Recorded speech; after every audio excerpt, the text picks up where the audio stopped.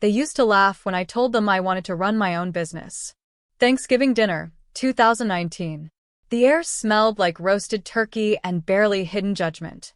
My Uncle Bill asked, loud enough for everyone to hear, "So, Emma, still playing CEO from your basement?" The table erupted in laughter. Even my sister, Clara, smirked behind her wine glass. I was 27, living in Portland. And yes, technically, my office was in my basement. But I had clients.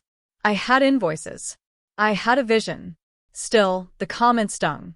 "Maybe you should just get a real job," my mother said while passing me the gravy. I swallowed the lump in my throat and said nothing.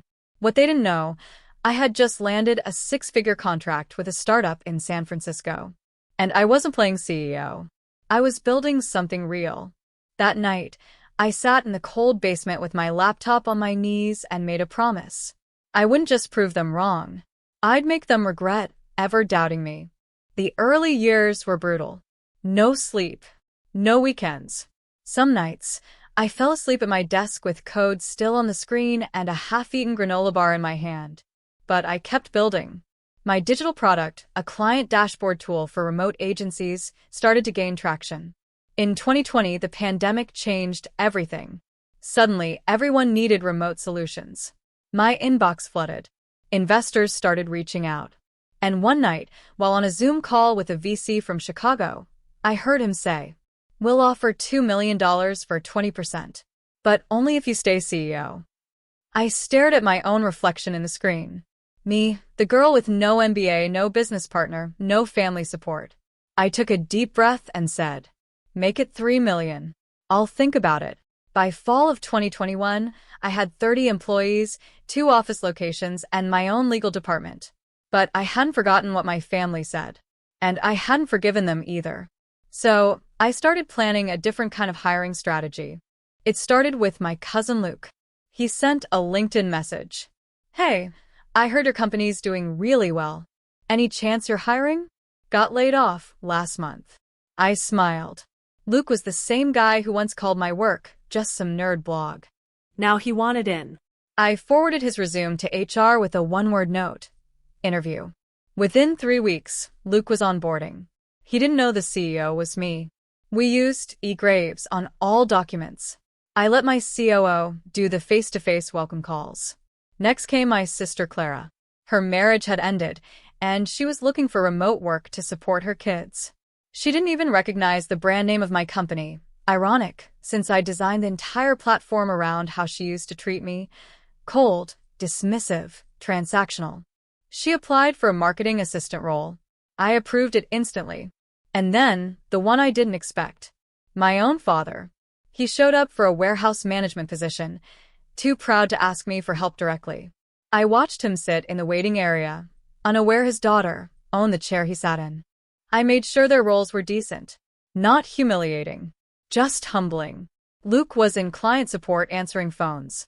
Clara drafted emails for a brand she didn't know I created. Dad ran logistics, still barking orders like he used to at the dinner table, except now, he had to clock in and report to a 25-year-old manager named Maya who didn't take his tone. I observed quietly. I stayed behind the curtain. Until one day, Clara sent an email with a typo and forwarded it to eGraves, apologizing profusely. I couldn't help it. I replied, "Everyone makes mistakes. What matters is how you recover from them." She responded, "Thank you for being so understanding. Honestly, I wish my real sister had that kind of grace." That hit harder than I expected. But I stayed silent. Not ready yet. I needed the final moment. The one where they'd all see who they'd been working for. And why? So I waited. For the perfect company event. Our company's 5-year anniversary gala was the perfect setup. Luxury ballroom in downtown Portland. Black tie. Name tags. Open bar. Media coverage. I made sure everyone had an invite, including Clara, Luke, Dad, and even Uncle Bill, now retired and bitter, tagging along with my father as his guest. I stayed backstage as my COO gave the intro speech. Then came the moment she said, "Now, please welcome the founder and CEO of Graves Tech, The woman who built this company from a basement office to a national brand, Emma Graves. Silence. Then clapping. Then stunned faces. I stepped into the lights. Clara gasped. Luke's jaw dropped.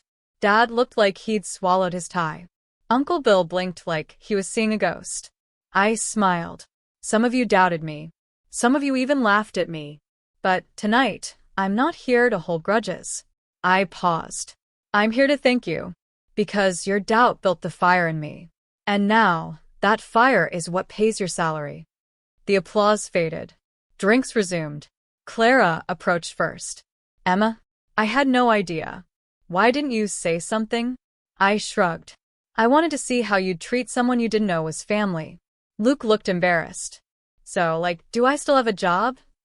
You do. But you'll earn it like everyone else.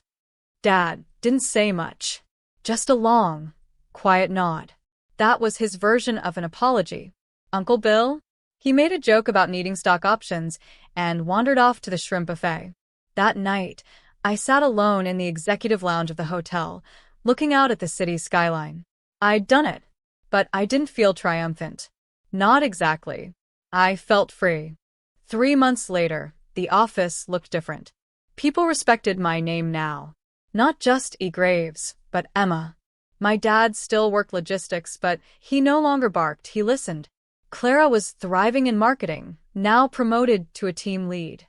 Luke apologized again, sincerely this time, and started bringing ideas to our dev team that actually impressed me.